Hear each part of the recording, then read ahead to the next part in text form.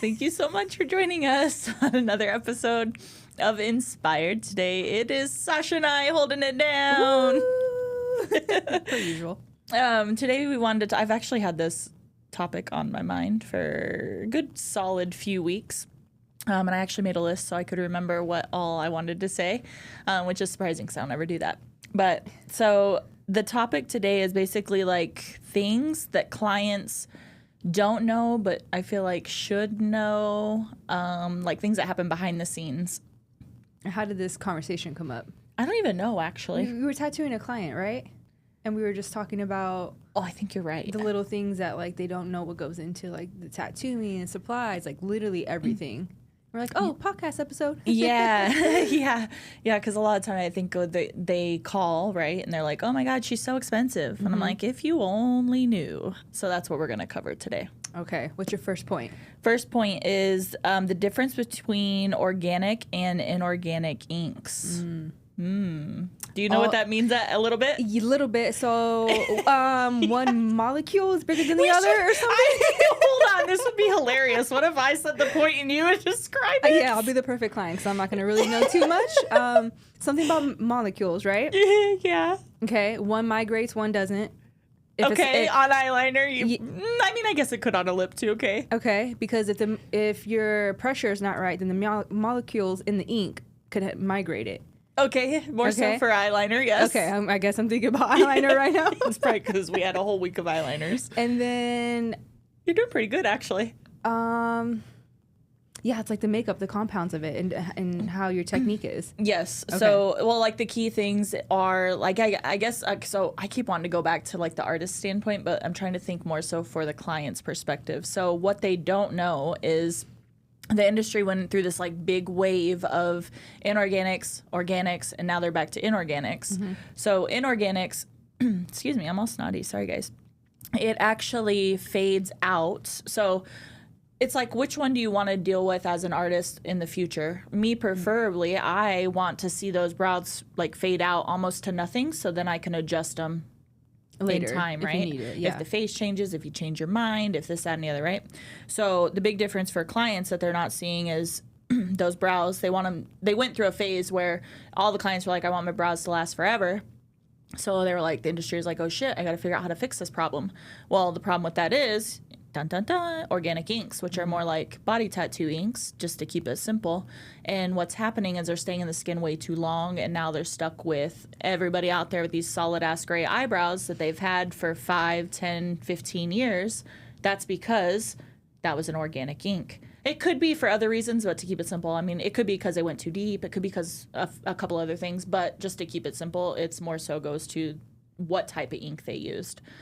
So that's when you see all the people online saying, like, you can't have your brows done anymore, and now you have to have them lasered off, so it's putting a bad name out there for artists, when really, if the artists would just stick to one damn line and learn that line and know how to use an inorganic line and know how to work with it right, then we wouldn't be in that situation. I wonder if that's what happened to our client that came in yesterday. With the brows are like thick absolutely. and gray. They had to. But it's like, I can't really tell her that information because it's just going to go right over her head and she's not going to understand. Yeah. So it's good for people to know, like, clients, moral of the story, if you're wanting your brows, trust me, you don't want them to last forever, but if you're wanting your brows to fade out and be able to adjust them in time, come back my brows last 2 to 4 years, that's long enough, and then come back to get them refreshed, you want to look for an inorganic pigment line. So from a client's perspective, how do you respectfully ask the artist, like, what kind of inks? Be like, red flag, and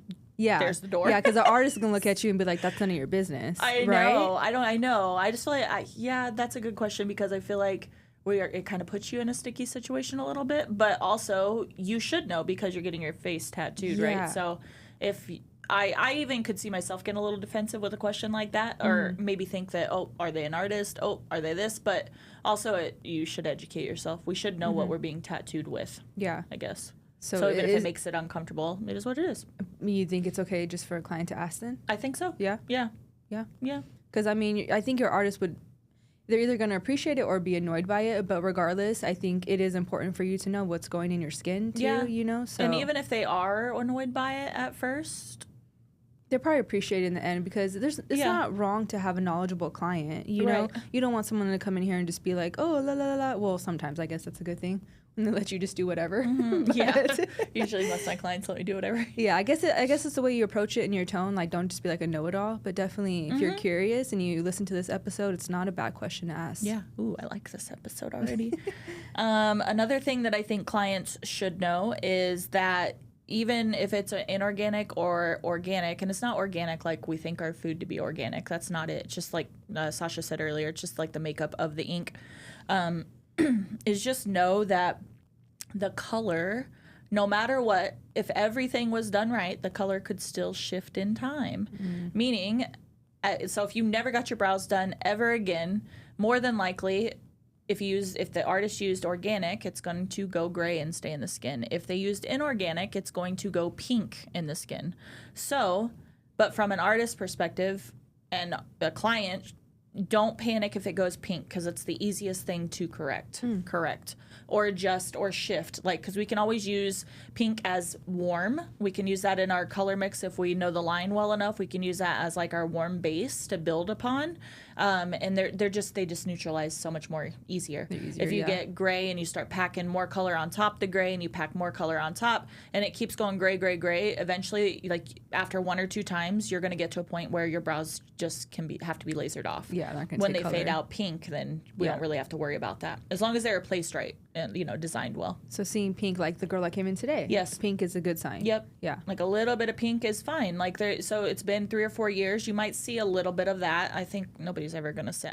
I don't think I've ever heard anybody in the industry talk about any of this stuff. It's kind of funny. Yeah, because it's probably like a preference to make sure your client doesn't ask like more in-depth questions and things like that. Because again, it's gonna go over their head. Wrong, maybe. I almost wonder from the artist standpoint that they don't talk about it because it's like, oh no, my work doesn't do that. It's like, even if you do everything right, your work can still it's the body. Like, you could have an autoimmune disorder. You could have oily skin. You could have, like, there's just different things that I could go on. Antibiotics, someone could start taking certain medication and your skin changes. All that stuff. And you might just miss one little thing or didn't ask the right question or, like, or the skin is just being skin and might just do it. So it's just knowing as a client that, hey, if you're getting permanent makeup, there's a risk that could happen. Yeah.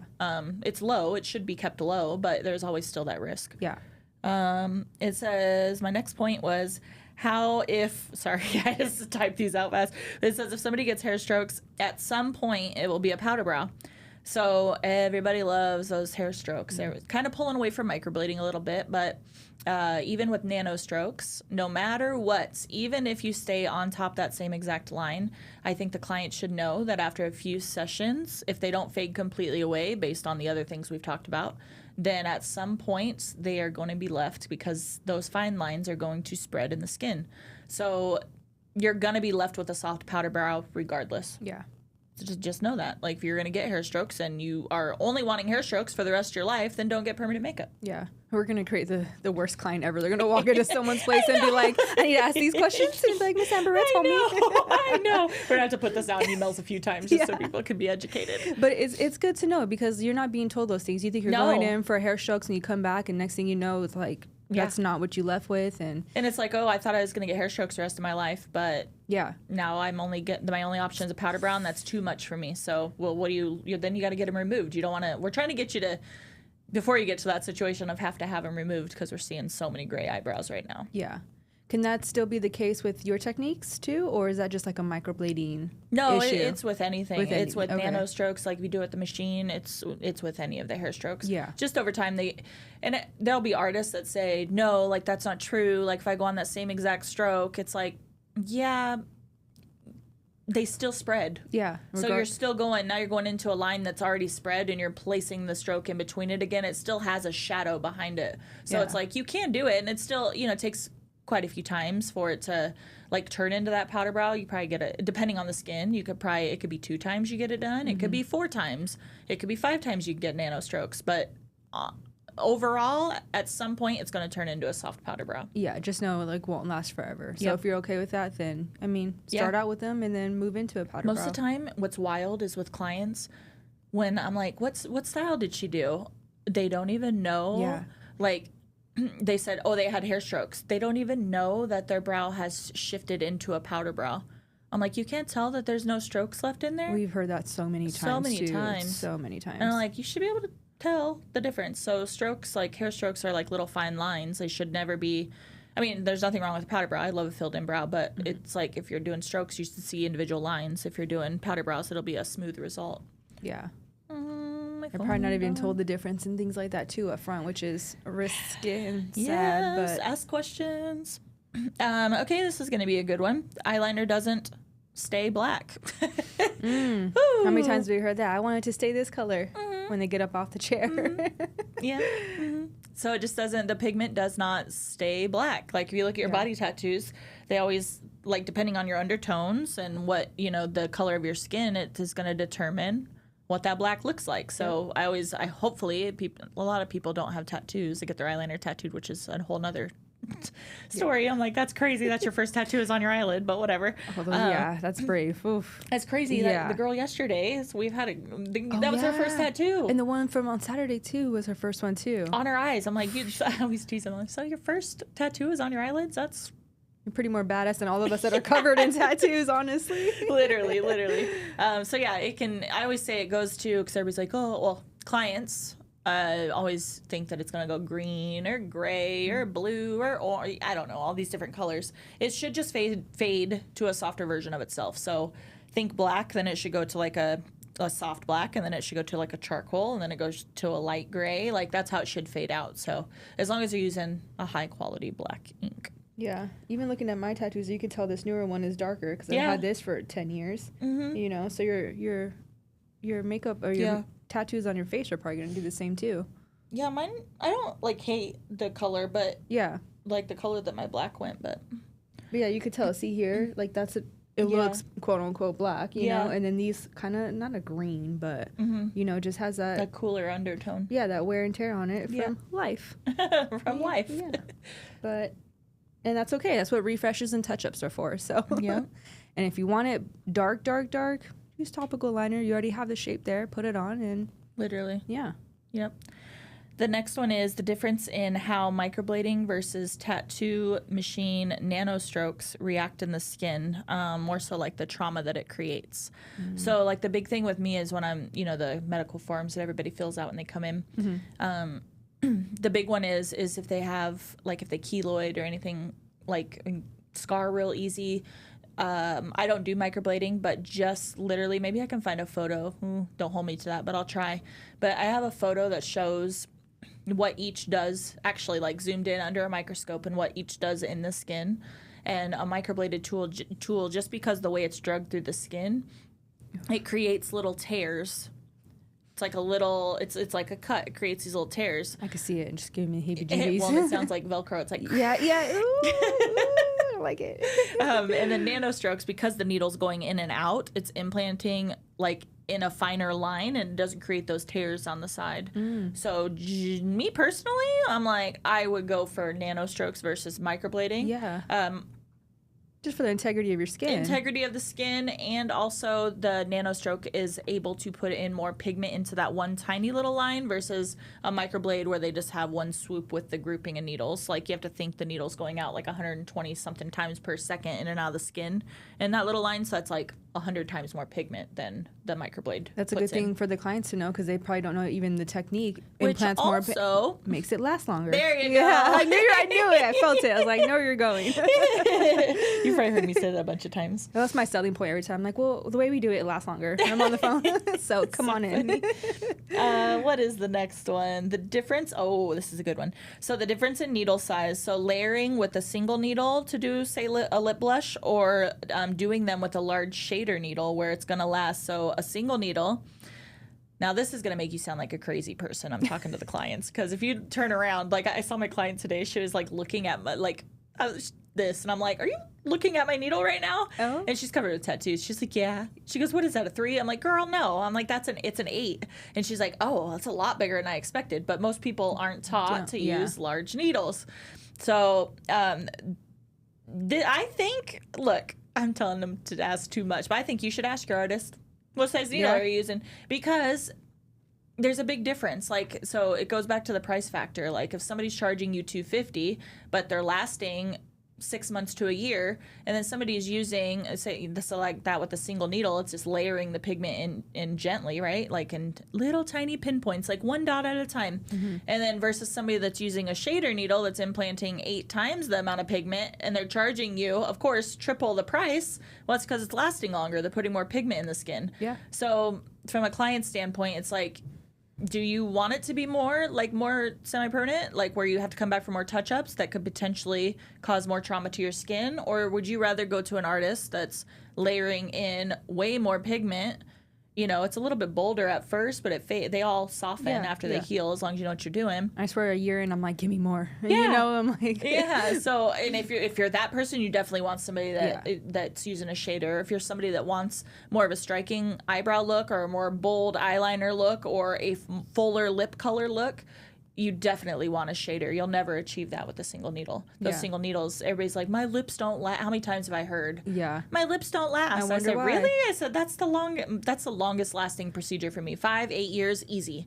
And I'm like, you're paying more up front, but you're not having to go back every year, and it's not going completely away. So it's knowing to ask. I know that's really going to make you sound crazy as a client, asking what size needle you're using. But just know, like, a single needle is very, very soft, not going to last long.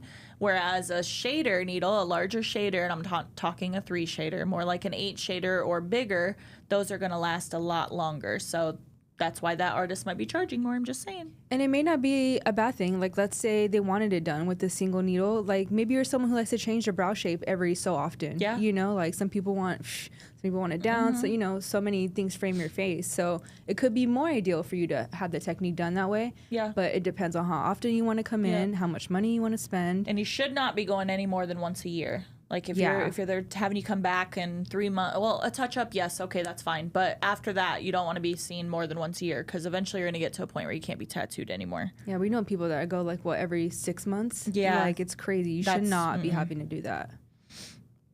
Actually, that leads us into our next point. It says the truth about yearly touch-ups, or touch-ups in general. Okay. Most of the time, I just saw online recently that everybody's, this girl, I don't remember who it was. She was like, the fact that you have yearly touch-ups on your menu tells me all I need to know. And I was like, oh.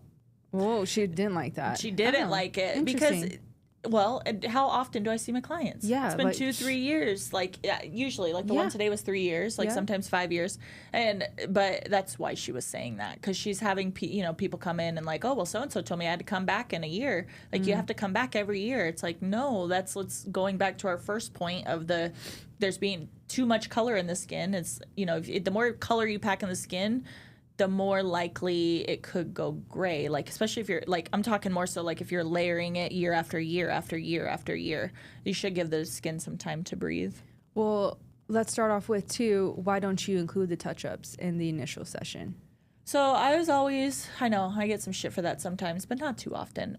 Most of our clients understand, but sometimes they do. They're kind of like... Yeah, so I don't include it because half of them, more than half, don't need it. Mm-hmm. So I'm like, I would feel like I need to refund somebody, or I would feel like... I feel like sometimes, honestly, like when people include touch-ups, they do a half-assed job the first time and then get it at the second session. I don't work like that. Well, you just saw in that video of that influencer we were watching, right? The lady literally said, "Oh, we'll fix it at touch-up." Like, no, that's why I'm here. Yeah. You finish it now. Yeah, it's weird. So I think it's I think they think it's a money grab, but it's not. Yeah. Like, it just forces me to do the best possible first time, because if I don't see you again, I don't want you walking around with a half-assed done eyebrow. Yeah, especially your brows. Like, it's rare that they need a touch-up. Hardly ever. Hardly ever and even liner lately. Liner too. Yeah, I mean all your stuff. Yeah, honestly, I'm like, holy shit, wait, yeah. We had to like beg them to book the touch-up when they leave. I'm like, are you sure her books fill up fast? I know, and they never do. They're like, no, I've always been fine before. I'm like, oh god. Yeah. And then why don't you recommend? So you do the touch-up, you do the initial appointment, you do the touch-up, and then after that, don't be touched for a year, correct? Yes. So what, just for skin integrity, so they know? Yeah, to make sure, like, again, goes back to, it's like, I think when I talk about, like, shaders and how much color people see that you implant, they're like, oh my god, that's too bold, you should never tattoo it that way, it's going to go gray. But what they don't see is I'm working with dilution, I'm working in circles, I'm working, like, there's a way to do it to keep it saturated but still allow it to fade that is missing that nobody seems to understand. So and able to do that, it's almost like that's why it's like if I did that every year, then it would be like, holy shit, you're putting too much pigment in the skin. But I can do that because I'm not seeing people for 2 or 3 years, because right off the bat they're healing and they just don't need that follow up. And then it's for long longevity in the skin, it just helps keep it from getting scar tissue and all that. You saying healing brought up another thought for me. Don't let people tell you to come back for a touch-up in 4 weeks. I've heard that too. Yes, so much. Even 6 weeks. Like we're like lately been pushing 10 weeks. I tried to push about 6 months. Yeah. Well, she holds her touch-up fees for up to 6 months. So it's like, get your money's worth. Wait 6 months. I think everybody should hold it for 6 months, because there's been so many times where I've tattooed somebody and then they've came in to get tattooed for a touch-up even at 8 weeks or 10 weeks and they're not able to be tattooed yet. Yeah. Like the skin just was not, like it was bleeding. Like, how do you know? Like, well, and they just bleed. The color's not going in. It's either something totally changed drastically in their life that affected their skin. Yeah. Or it's just too soon, and you shouldn't be doing that touch up that soon. So yeah. So, and with eyeliner, it hurts more the second time if you don't wait like the right amount of time. You're a little bit more sensitive. Yeah. Yeah. So minimum 10 weeks for me, and up to 6 months. Yeah. Which I think is great. That should even be more of a reason why it's not like a money grab, because you're pushing it out 6 months. Who does that? Yeah. I'd be a lot richer if I scheduled touch-ups. Yeah. But then sometimes I sit down and like, even 6 months, like, what are you doing here? Anyway, I guess I wish I was rich anyways. I would have more money if I... Not rich. Sorry. Tried my whole life. It's not working out for me. It's fine. That's all I got, though. I think that sounds like that's a pretty good list for them to... I'm trying to think if there's like any other little things that, because we had a crazy last week. We were hella busy. So I'm like, is there anything else that was like bing, bing, bing? Well, I mean... I guess there's like certain things that you probably want to mention to your artist, like medication. That was a big one that we ran into this week. Because you just don't know how it's going to affect your healing. Upcoming events, make sure you're not hiding that from your artist, because it's important that we know so we could plan out your touch-ups, all the things. Don't let someone tattoo you with eyelash extensions on, please. Oh, God, yeah. Just don't do that. Yeah. What else have we ran into that's good for you guys to know? I mean, we have a whole list. We have a whole pre-screen. It's like we have to go through an initial. Even we have so much I even forget. I'm like, oh God, what was that again? I know, we have to go on and check, because we're like, what do we say for that? But a lot of things are like waiting at least a month.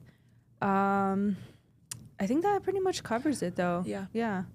And like, don't come for me. Nobody come for me. I mean, everything you're speaking is just proven from facts and results that you've seen. So.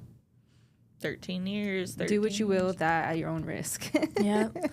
All right, guys. Well, thank you so much for joining us on this episode, and we'll see you guys next time. Sasha? Comment, like, share, and subscribe. Bye, guys. Bye.